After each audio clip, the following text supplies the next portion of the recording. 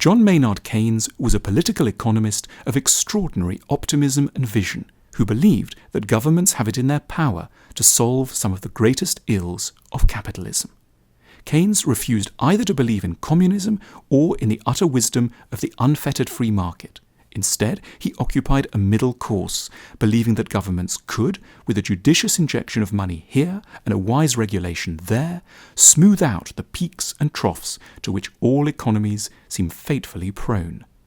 Keynes believed that what chiefly holds back countries is corruption, knee-jerk policies, and short-sightedness, but that if these three ills are corrected, then humanity can look forward to an age of incredible and lasting wealth.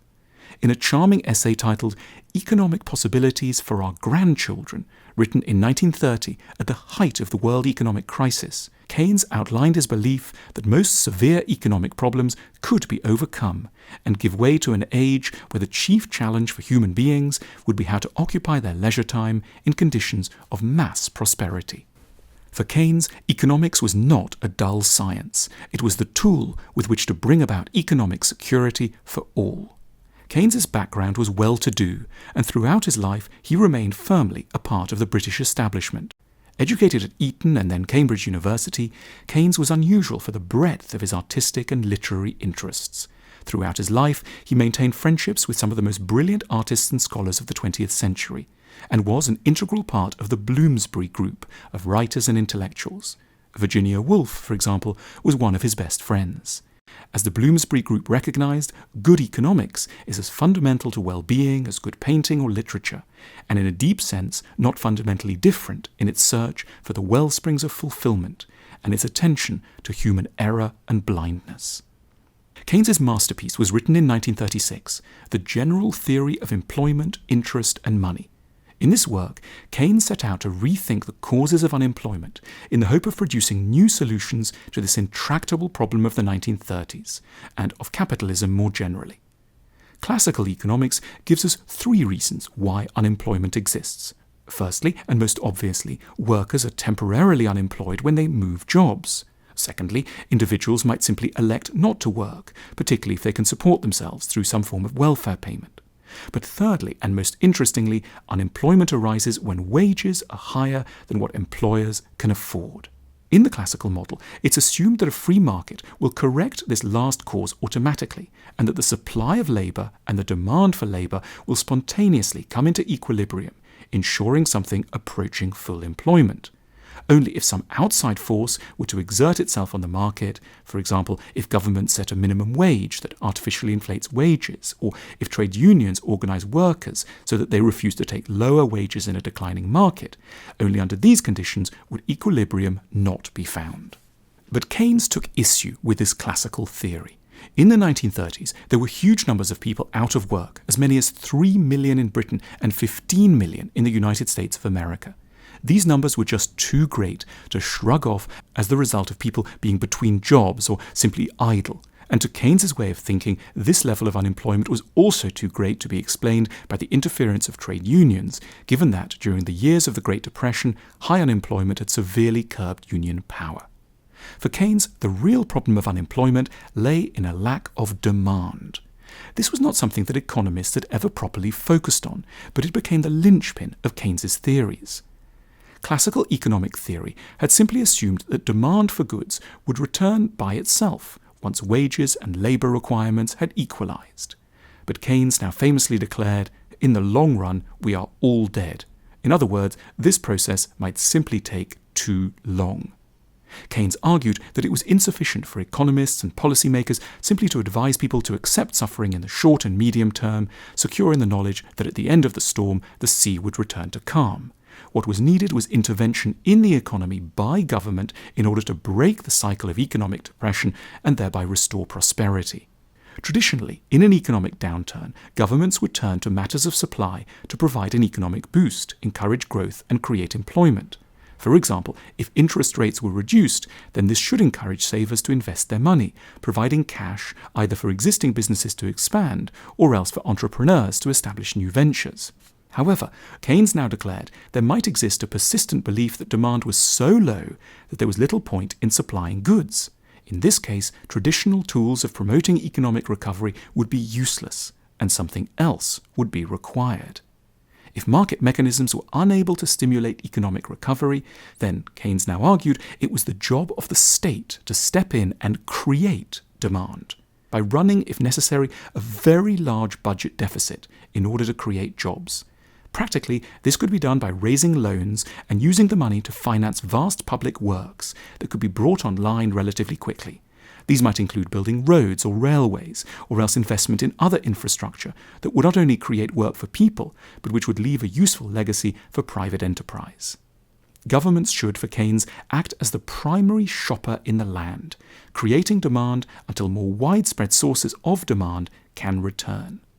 Keynes criticised governments for the way they typically respond to downturns. Their immediate and understandable impulse is just to rein in spending. After all, this is what a household would do when money is no longer coming in. But what is wise at the level of a household is often catastrophic when applied at the level of the nation. Nations are not households in all kinds of ways, and Keynes needed to persuade his audiences to act contrary to their simpler, more basic instincts. Reining in spending when an economy is in decline always worsens the very problem it's meant to solve. One obvious objection to Keynes's focus on government spending was the question as to who should pay for the loans. By creating the debt, would not the problem simply be postponed to another day rather than solved? Here, Keynes applied his theory of what became known as the multiplier effect. In the first instance, by creating jobs through public works, governments would save some of the money they would otherwise have spent on unemployment benefits. Secondly, the increase in the number of people in employment would create additional spending power and therefore boost the economy and tax receipts. There would be an indirect effect on businesses as opportunities to service public works programs became available. The result would be increased tax revenue from businesses as they began to once again prosper. In turn, these receipts would then pay off the debt created by the initial expenditure. That was the multiplier effect. Keynes's ability to conceive of grander macroeconomic architecture put him in high demand during the Second World War, when he went to the Treasury to work as an advisor. Raised to the peerage in 1942 as Baron Keynes of Tilton in the county of Sussex, Lord Keynes led the British delegation to the Bretton Woods Conference in the United States, at which the Allied nations hammered out post-war economic policy. Not only did Keynes believe that national governments could successfully manage economies, but Keynes also believed that a global system of economic organization was possible. He argued that, for the purpose of global trade, countries should subscribe to the creation of a new international standardized unit of account, the Bancor.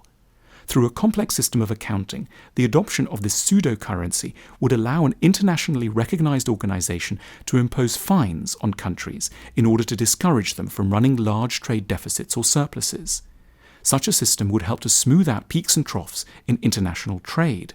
And, not coincidentally, it would also benefit countries like Britain, who, because of the cost of the war, had low reserves of gold. It was both a brilliant and self-interested idea in equal measure. But ultimately, the Bancor did not come about. The United States, which was effectively bankrolling global post-war economic reconstruction, ran large trade surpluses and had no intention of accepting limitations on these. But several of Keynes's other proposals, such as the establishment of the World Bank and the International Monetary Fund to oversee and encourage world trade, were accepted and have dramatically changed the world. Testimony to Keynes's belief that national and supranational economic planning is both necessary and possible. The strain of the Bretton Woods negotiations was immense upon Keynes. In 1946, aged only 62, Keynes died of complications from a series of heart attacks. Yet his legacy lived on. In the 30 years or so after the Second World War, Keynesian policies were adopted across the capitalist world. Economies saw record lows of unemployment and record high levels of economic growth. Keynes's ideas became the new orthodoxy and were particularly attractive to the political left. By the 1970s, however, critics of Keynes's ideas, notably Friedrich Hayek and Milton Friedman, were gaining ground with politicians in countries like the United States and Britain. They argued for a smaller state, free markets, and a reduction in regulation of capitalist enterprise. At the same time, Britain and the United States began to experience high inflation alongside high unemployment, known as stagflation. This phenomenon could not be explained by Keynesian economics, and Keynes's ideas came to be discredited, giving way to those of the neoliberals. Nevertheless, the financial crisis of 2008 jolted policymakers into considering alternatives to neoliberal thinking. When the global economy spiraled into decline, rather than wait for the market to correct itself, the G20 nations announced an economic stimulus package of around 2% of gross domestic product to stimulate growth. As one critic of Keynes wryly conceded, I guess everyone is a Keynesian in a foxhole. To be sure, Keynes's ideas need to be modified to suit the conditions of the contemporary world. But Keynes would approve his was not a static or dogmatic understanding of economics. After all, when asked why in the 1930s he had altered some of the positions on economic policy he had previously held, Keynes famously answered, "When the facts change, I alter my conclusions. What do you do, sir?" The School of Life isn't just a YouTube channel. It's an actual school where you can go and take classes. We have branches in 10 locations around the world. To find out more, click on the link on the screen now.